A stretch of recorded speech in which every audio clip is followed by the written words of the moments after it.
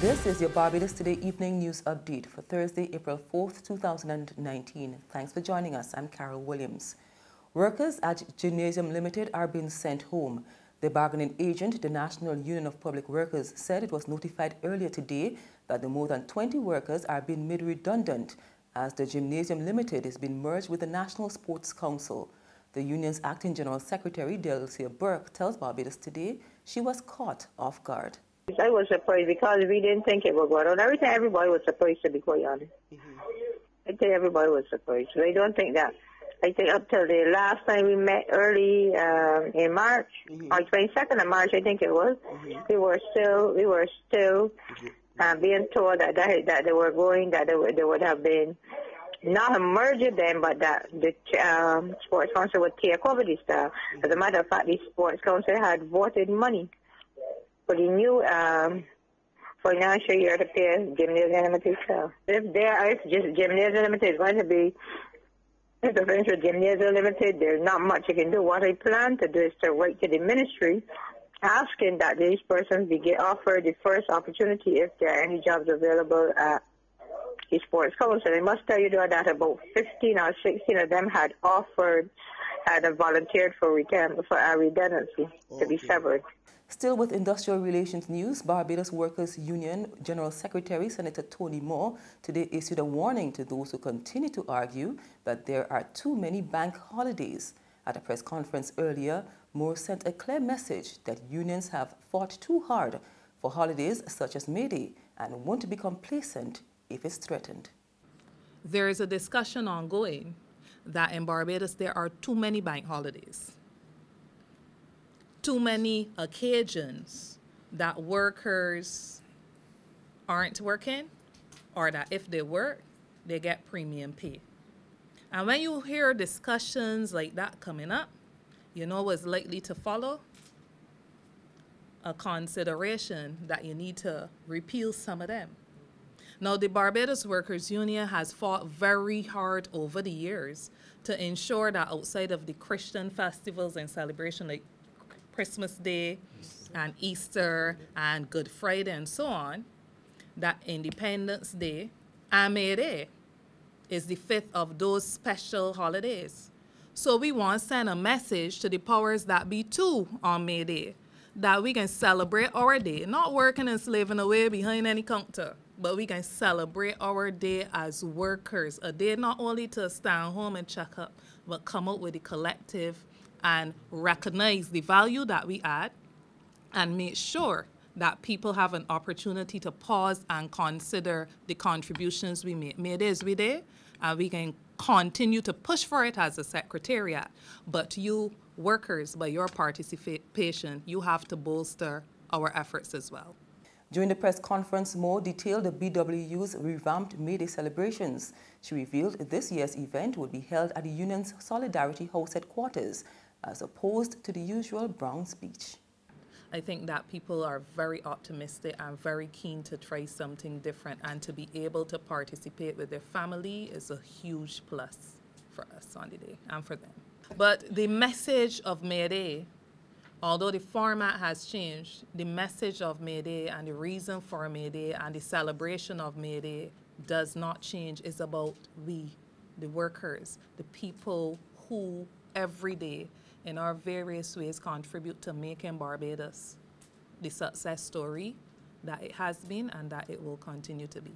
On to other news, some St. Michael and Christchurch districts have been hit by water outages and low pressure. The Barbados Water Authority says this is due to low levels at its Fort George Reservoir. In St. Michael, the areas are Kent, Upton, Fort George Heights, Wildy, Clapham, Highgate Gardens, Upper Collymore Rock, Flagstaff, Pine and surrounding areas. In Christchurch, the areas are Vauxhall, Warners Park, Sergeant's Village and surrounding districts. The authority has dispatched water tankers to assist customers in the affected areas. However, it says there may be delays due to heavy demand. The Portuguese man of war has been sighted in the waters along Carlisle Bay Street, St. Michael. Chief Fisheries Officer Stephen Willoughby says they're now investigating. The Portuguese man of war is related to the jellyfish species and is characterized by blue gas-filled bladders and long tentacles.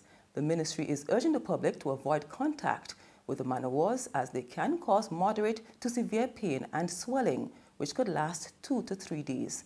Persons who are stung should remove the tentacles and avoid rubbing the affected area, as this could cause the venom to spread. They should also flush the area with water, apply heat, and seek medical attention. In sports, Barbados swept aside Guyana to add the Cricket West Indies Women's T20 Blaze title to the Colonial Medical Insurance Women's Super 50 title they won over a week ago. Barbados showed no mercy to the home team Guyana and their supporters at the National Stadium in Providence, restricting Guyana to 85 for 7 from their 20 overs. It took the Barbadians 16.1 overs to achieve victory by 8 wickets, as Deandra Doughton once again led the team's batting. There's regional and international news after this short break.